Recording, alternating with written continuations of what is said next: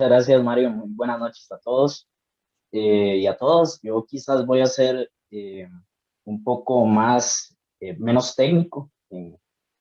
mi ponencia, dada mi limitado entendimiento de lo que es la teoría de categorías, pero espero que quede bastante claro y que se entienda la motivación de su uso en economía. Entonces, para empezar y dar una idea de más o menos cuál va a ser la estructura de lo que les voy a estar presentando, voy a hablar en un inicio sobre lo que es la matemática en la economía, cuáles ramas son las que se están usando actualmente. Eh, Luego voy a introducir la motivación del uso de la teoría de categorías, que es el problema de la reflexividad, entendido tanto desde la epistemología como de las ciencias sociales y de la economía como tal. Luego ya voy a hablar un poco más sobre las aplicaciones que existen, dar unos conceptos básicos eh, que son importantes sobre la teoría de categorías y cuáles aplicaciones existen, algunas de muy poco conocimiento, otras más recientes.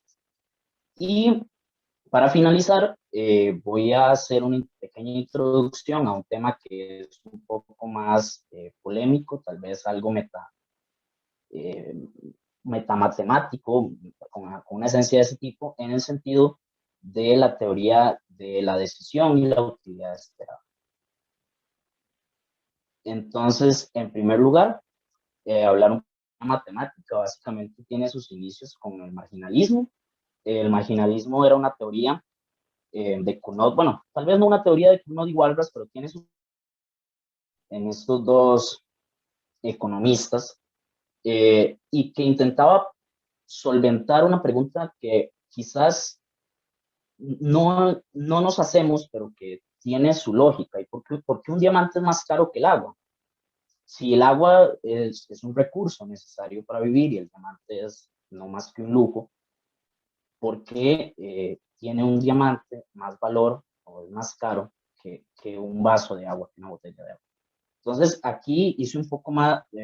de abuso de notación en cuanto al límites y el CP que se ve por ahí. Básicamente, lo que dice el marginalismo es que se valoran los bienes, se valoran los recursos en términos de los cambios en la utilidad, en la felicidad, en el beneficio que tiene la persona subjetivamente con respecto a cambios en las cantidades de estos bienes. Entonces, desde el marginalismo, un diamante me genera más utilidad adicional por cada unidad adicional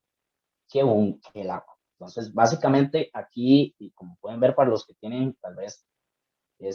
conocimiento, cercanía con la matemática, es cálculo diferencial, son derivadas. Y aquí empieza un poco la introducción del cálculo diferencial y diferentes aplicaciones de esto, como por ejemplo la optimalidad, los problemas de optimización y demás en la economía. Más adelante va a ser von Neumann, junto a Morgenstern, quienes introducen la parte del análisis funcional y la topología en economía. Principalmente ellos lo empiezan introduciendo en la parte de teoría de juegos, con los teoremas de punto fijo que permiten demostrar la existencia de equilibrios de ciertos escenarios económicos que nosotros conocemos como juegos. Y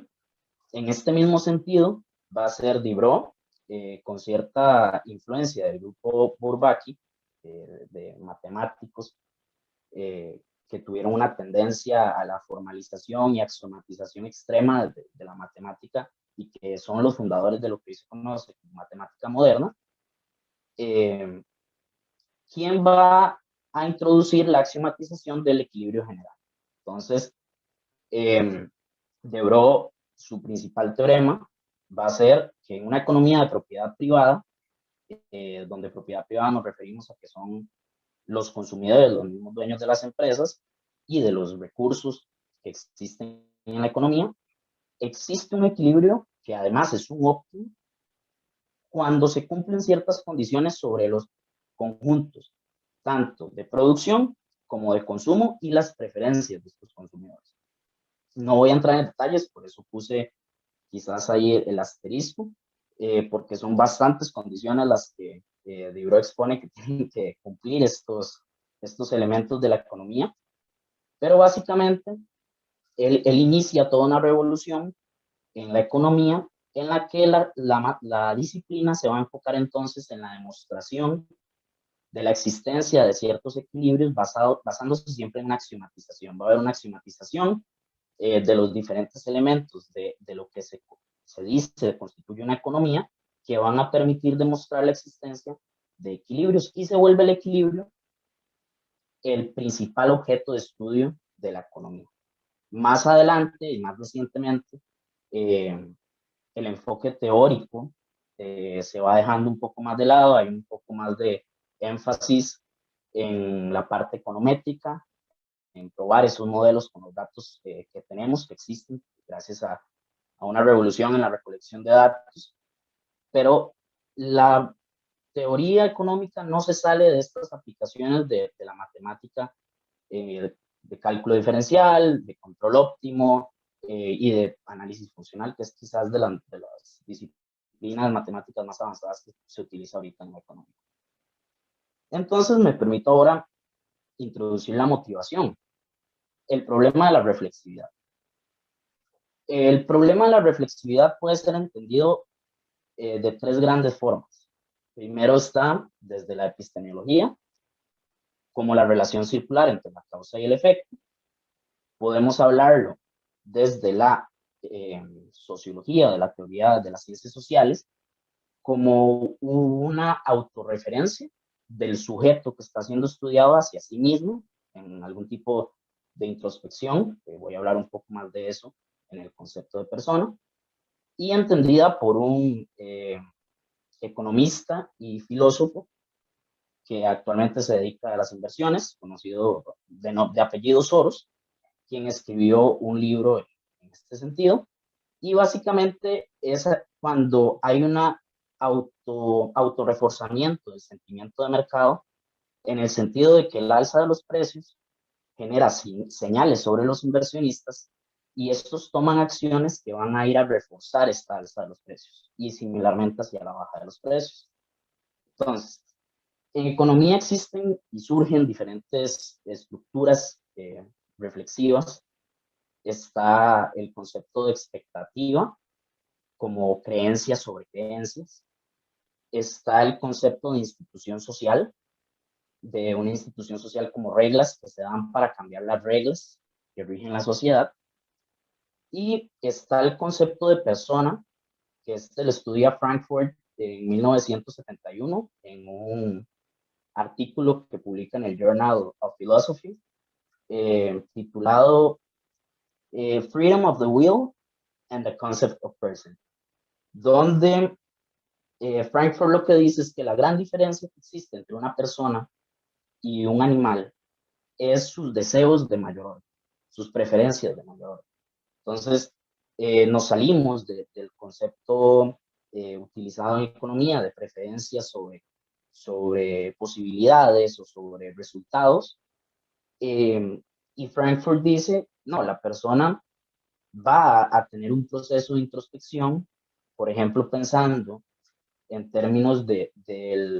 la persona fumadora, quizás prefiere no fumar, pero sus preferencias son las de fumar. Resulta difícil de entender, o tal vez no, pero suena como contradictorio, el hecho de que un fumador prefiera fumar como su preferencia de primer orden, pero su preferencia de segundo orden, que estando consciente del daño que el fumar puede hacerle a su organismo, él preferiría no preferir fumar. Entonces, este proceso de introspección y reflexión de la gente de estudio principal de la economía, que es la persona y su relación con el entorno, propone un problema de reflexividad en términos de autorreferenciación. Está, y quizás uno de los primeros economistas en hacer una referencia a este problema subyacente es Lucas, con la crítica de Lucas, en la que básicamente nos dice, los modelos econométricos que nosotros estamos utilizando para testear las teorías se están basando en comportamientos óptimos de los agentes económicos, pero estos comportamientos óptimos dependen de ciertos parámetros relevantes que van a verse afectados conforme el agente interactúe con ellos. Por ejemplo, para los agentes puede ser relevante el Producto Interno Bruto y las acciones que ellos tomen respecto a su consumo, respecto a su inversión, va a afectar la forma en que evoluciona el Producto Interno Bruto, lo que va a volver a afectar las decisiones que toman estos agentes en un proceso circular de causa y efecto. La solución que se le da en su momento a la crítica de Lucas es la introducción de microfundamentos. Sin embargo, en el fondo, si se reflexiona sobre lo que es la crítica de Lucas y sobre el problema que está exponiendo, va más allá del solo hecho de fundamentar matemáticamente la economía, sino que está exponiendo un problema de reflexividad, de relación circular, causa y efecto, entre las acciones y los parámetros que los individuos toman para decidir sobre estas acciones. Luego Soros habla un poco más en The Alchemy of Finance. Él habla sobre cómo este concepto de reflexividad afecta la parte de la inversión, de las finanzas, cómo lleva burbujas financieras. Y la conclusión es directa. La teoría económica, si bien nos ayuda a explicar muchísimas cosas, y si bien ha sido una herramienta de modelación bastante fuerte y que ha tomado fuerza en los últimos años con ciertas revoluciones, la revolución de las expectativas racionales, la introducción de microfundamentos, el testeo de modelos econométricos más robustos, no nos está permitiendo incorporar adecuadamente estas estructuras reflexivas. No nos permite tomar en cuenta estas relaciones circulares de causa y efecto, no nos permite explicar en una perspectiva racional estos fenómenos como las burbujas financieras. Y de aquí que se presente la teoría de categorías como una solución natural. ¿Natural en qué sentido? Bueno, la teoría de categorías se centra en la relación entre los objetos de la categoría, en los morfismos, en las flechas que existen entre estos objetos, más que en los objetos como tales.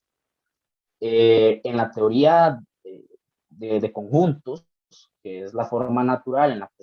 se va a axiomatizar la matemática, hay un especial énfasis en los objetos y cómo estos están compuestos. Por otro lado, la teoría de categorías se va a centrar más en las relaciones que existen entre estos objetos, en los morfismos que existen entre estos objetos, y eso nos da un sentido de naturalidad a la hora de estudiar las relaciones económicas que tienen los agentes entre sí y con su entorno. Esto abre puertas a modelar de manera más sencilla, en unos minutos vamos a ver cómo, las estructuras reflexivas de las que he hablado y algo adicional, hablar sobre agregación de comportamiento, que es otro problema en el que tal vez no siempre el comportamiento agregado va a ser la suma de las partes individuales. Esto se puede ver en paradojas de teoría de elección social, de voto, donde no necesariamente el comportamiento que se está viendo a nivel agregado, a nivel macro, va a ser algún tipo de suma o de combinación que podamos pensar como natural del comportamiento individual. Y entonces aquí hay que introducir 4 conceptos claves de los que ya se han hablado, creo que del funtor principalmente. Bueno, el funtor básicamente son morfismos entre categorías, relaciones entre categorías. A cada objeto de una categoría le asigna otro objeto de otra categoría o de la misma, que en ese caso estamos hablando de un endofuntor. Y lo mismo con los morfismos. Entonces, básicamente el funtor preserva la estructura de la categoría, la estructura interna. A cada objeto le asigna otro objeto, a cada morfismo le asigna otro morfismo. Está el colímite, es una forma, como dije, no lo voy a formalizar matemáticamente porque está más allá de de mi entendimiento, pero en términos sencillos, el colímite va a ser una forma de agregar objetos con base en estos morfismos. Entonces, el colímite nos permite obtener un objeto final o un objeto agregado al que se va a llegar en base a las instrucciones que los morfismos entre los objetos que se están considerando nos den. Están los pullbacks, entre otros colímites, que básicamente capturan esta noción de agregar los objetos de acuerdo a las instrucciones de los morfismos. Hablamos de un punto fijo funtorial. Un punto fijo funtorial básicamente va a ser un objeto de una categoría en la que se define un endofuntor. Como mencioné, un endofuntor simplemente va a ser un funtor que relaciona objetos de una categoría con objetos de esta misma categoría. Y entonces un punto fijo funtorial básicamente va a ser un objeto de una categoría en la que se define este endofuntor, tal que existe un isomorfismo entre el objeto y la imagen funtorial del objeto. Y finalmente un F-coálgebra, que básicamente para un endofuntor nuevamente se define como un objeto A, y un morfismo alfa que podemos pensar como una especie de función que va a ir desde A hasta la imagen funtorial de A. En este sentido es importante, las coálgebras, las F-coálgebras forman en sí mismas una categoría, y el colímite de esta categoría es un punto funtorial del funtor al que se relaciona. Esto se conoce como lema y hace esta relación entre el objeto final, el colímite de la categoría de F-coálgebras de un endofuntor, y lo relaciona con su punto fijo funtorial. ¿Por qué introducir estos conceptos específicamente? Bueno, los avances que se han dado actualmente en la materia, en la aplicación de teoría de categorías de economía, utilizan fuertemente la parte de puntos fijos funtoriales y coálgebras. Spyros Basilakis, quien es un economista de la Universidad de Atenas, desarrolló algunas contribuciones muy poco conocidas y que tienen bastantes años de haber sido publicadas, en la formalización de instituciones como reglas para cambiar reglas, en términos de teorías de categorías. También desarrolló una contribución para, para lo que es ecuaciones diferenciales, de alguna forma, si se podría llamar, que se dan sobre estructuras organizativas. Este paper es bastante complejo en su instrumental matemático de teoría de categorías, pero básicamente lo que Spyros Basilakis hace es entender la organización de una empresa o de un grupo de personas como un árbol, en el sentido de puntos y flechas que representan ciertos puestos. Por ejemplo, podríamos hablar de una estructura organizativa de una empresa,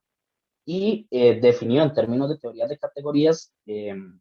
una forma de entender la evolución de estos árboles, de estas estructuras organizativas, como si fueran sistemas de ecuaciones diferenciales. Y demostró que entonces existen podríamos decir, equilibrios, que al final son puntos fijos, que permiten entender por qué hay cierta tendencia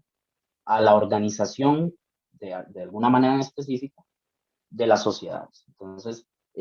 esta idea de instituciones como reglas para cambiar reglas, entonces no se vuelve meramente recursiva y sin sentido, sino que sí existe algún punto en el que va a tener estabilidad y va a llegar a conclusiones acertadas. Es una demostración que Basilakis hace en ese sentido. Luego tenemos a Moss y Gliso. En el 2004 ellos formalizan en términos algebraicos las estructuras universales de creencias. Creencias en el sentido de teoría de juegos con información incompleta. Entonces, básicamente lo que Moss y Viglicio hacen es que formalizan los espacios de tipos de Harsanyi, que eran una forma que Harsanyi introdujo para formalizar las creencias que tienen los agentes económicos de una situación particular y sus creencias sobre las acciones de los demás y su propio estado en relación con los demás. Y ellos demostraron entonces que estos sistemas de creencias, estas estructuras de creencias que al final eran recursivas, tenían una estructura universal que era isomorfa. Si yo tomara, por ejemplo, la creencia sobre la creencia de la creencia de lo que va a ser otro de los jugadores en el juego. Es un concepto bastante complicado en el sentido de que, vamos a ver, yo creo que quizás el otro agente económico va a hacer eso, pero también creo que él cree que yo creo eso. Y se vuelve algo bastante complejo, que al final lo que hace Moss y Bigliso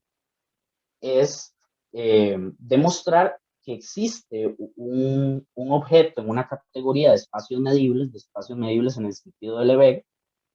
que permiten capturar toda esta información de creencias en un único elemento sin la necesidad de tener este juego de palabras tan complejo. Más adelante, Lecan en 2009 propuso el proceso de coinducción hacia atrás de una manera similar a la inducción hacia atrás que utilizamos en economía para analizar situaciones que tienen un tiempo determinado, que no son situaciones de interacción infinita. Y básicamente este proceso de coinducción ya era utilizado en ciencias computacionales, estado fuertemente basado también en coálgebras, y él lo que propone es utilizarlo para analizar juegos infinitos. Entonces, el trabajo de él es un trabajo seminal en el entendimiento de las burbujas financieras como objetos racionales, como resultados racionales de la interacción de los agentes. Entonces, él, lo que va a decir es, la formación de burbujas financieras no es irracional y está acorde a la teoría económica si utilizamos un proceso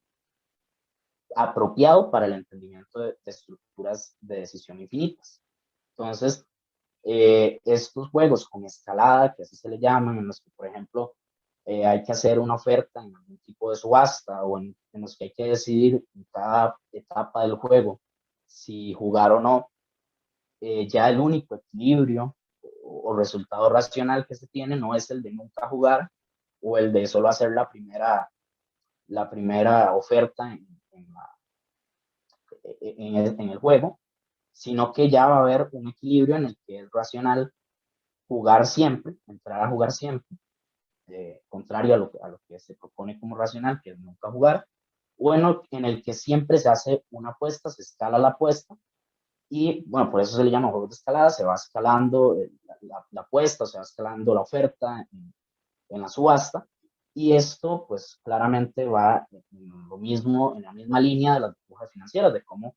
se va escalando el sentimiento, de cómo se va escalando la compra irracional de un activo, la venta irracional de un activo, el comportamiento irracional en general sobre la toma de decisiones, que en un principio parecía irracional, que así se toma como irracional, pero que al final es algo que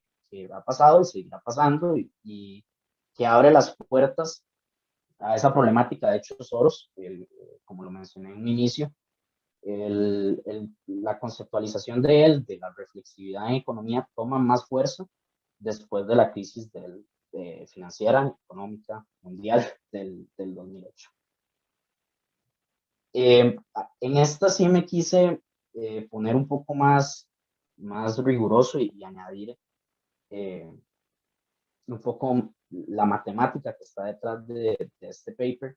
porque me parece que es el trabajo más fuerte, con mayor base y más importante que hay en la aplicación de teoría de categorías a la economía, que es un trabajo de Blumenstadt y Winchell en el 2013. Ellos desarrollan un marco algebraico completo para la descripción de la teoría de juegos. Básicamente lo que los autores proponen es entender un juego como un coálgebra asociado a un funtor, y ese funtor es el funtor de juego, y básicamente ellos están trabajando sobre la categoría de conjuntos, de sets. Entonces, este set es un set de estados de la naturaleza, y este funtor de juego lo que hace es asignar una decisión. Este es otro funtor de choice, un choice funtor, eh, que va a depender primero de los resultados,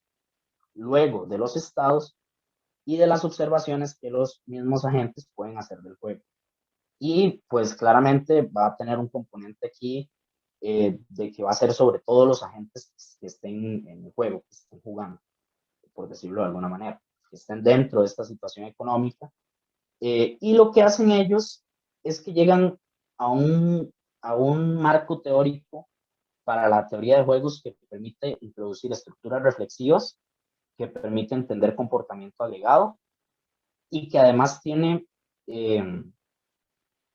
una, vamos a ver, tiene una forma de ser expresado computacionalmente que es natural. Algunos lenguajes de programación funcionan de la misma manera. O sea, básicamente existe una relación directa entre la forma en que ellos están modelando un juego, económico, y la forma en que se modelan ciertos lenguajes de programación. Entonces ellos proponen al final,